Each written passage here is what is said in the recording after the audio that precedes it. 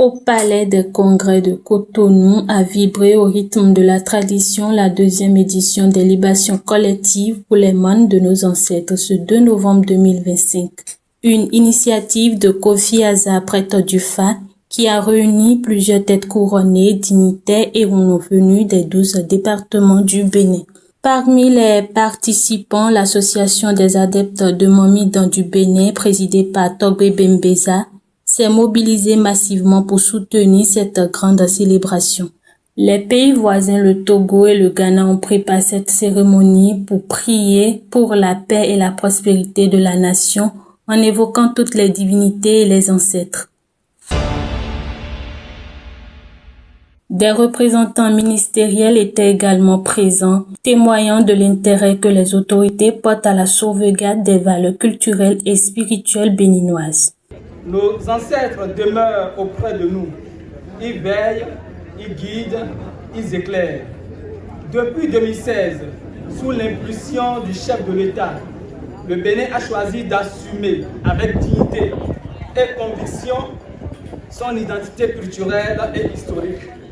Jamais auparavant, nos traditions, nos cultes, nos arts, nos espaces sacrés, nos savoirs endogènes n'ont bénéficié d'une telle reconnaissance institutionnelle. Nous avons restauré notre patrimoine. Nous honorons le vaudou non seulement comme croyance, mais comme civilisation, comme patrimoine culturel immatériel, comme matrice de pensée et de spiritualité africaine. La grande libation s'inscrit dans cette dynamique. Elle porte la continuité de ce que le gouvernement a engagé. Togbe Bembeza a rappelé l'importance de cette libation pour la paix, l'unité et la cohésion nationale. La portée de cet événement, je vais dire la portée de ce rituel, je vous dirais que c'est encore un plus à la valorisation de notre tradition, je ne vais pas dire culture. Parce que ce que nous faisons ici, c'est purement culturel, avant d'être culturel. Et cette période où ce rituel se passe coïncide avec beaucoup de choses où nous devons profiter de cette libation pour demander la clémence de nos anciens, la clémence de nos anciens rois, la clémence de nos défunts. Parce que, avant que quelque chose ne soit visible, il faut que cela provienne de l'invisible.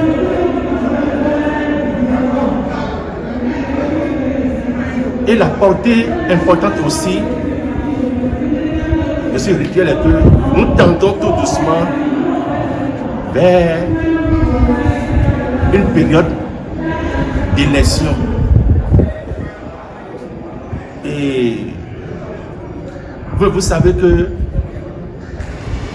les périodes d'élection sont des périodes vraiment cruciales où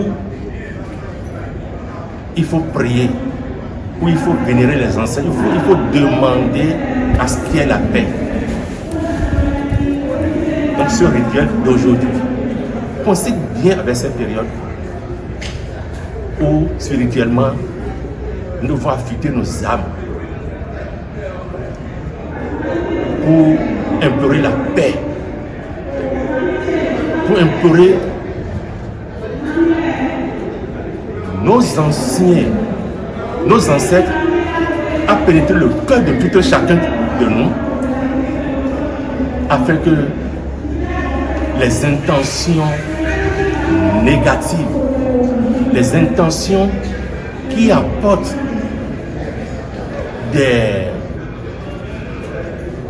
la bagarre, qui apportent la guerre, afin que ces intentions soient supprimées. Il a invité tous les adeptes du vaudou à demeurer des artisans de paix et de solidarité dans le respect des enseignements légués par les ancêtres. Je demande, j'exhorte tous les fidèles de Vaudou, de divers niveaux, à ne jamais se mêler. Il ne faut même pas que quelqu'un vienne chez eux pour dire, tant que nous ne sommes pas d'accord, nous nous offrons tel montant que vous montiez sur la voie bien. Vous commencez par brûler, on ne verra, on ne veut voir aucun vaudou, non. On ne veut voir aucun fidèle vaudou dans ces... Parce que ce qui n'est pas bien aujourd'hui pour quelqu'un, peut être bon pour la personne demain. Donc nous demandons la patience à tout le monde. Donc ça là, c'est une exhortation très importante. Et bientôt nous allons faire sortir encore des documents sur ça pour exhorter les vaudous de ne jamais se mêler à quelqu'un de vandalisme et de bagarre. Une cérémonie riche en couleurs, en sons et en symboles qui témoigne une fois encore de la vitalité du patrimoine culturel béninois.